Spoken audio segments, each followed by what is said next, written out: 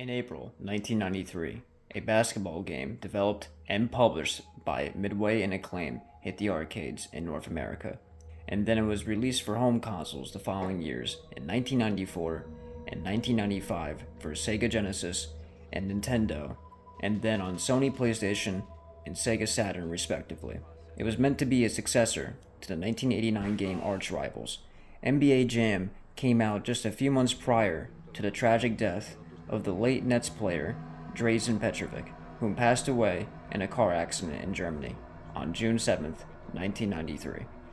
Petrović was one of the first European players to be able to play in the NBA, which at the time, the association was hesitant to recruit European players due to their belief that Euro players weren't as physical. Strangely, it was only after his death that the announcer from NBA Jam, the arcade version, started shouting Petrović, Petrović, seemingly for no reason, and would not do it for any other players.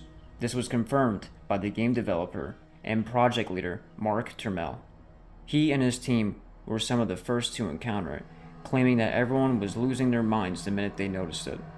In an interview, Mark stated, "We had already finished making NBA Jam before Dražen Petrović died. The game had already shipped, and he was on the Nets.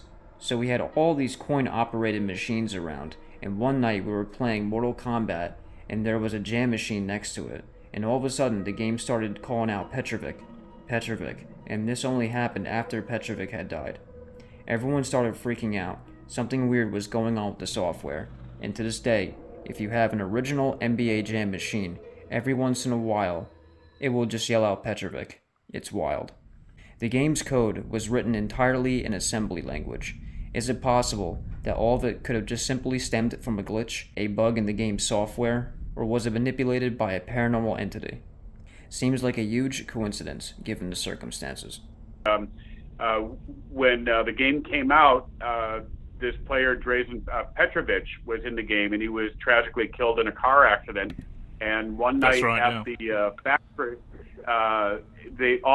maybe like couple hundred games are in the factory, and like after people are leaving work and the lights are off, they were walking through there, and the cabinet just started like going Petrović, Petrović, like the game like turned on and started saying his name.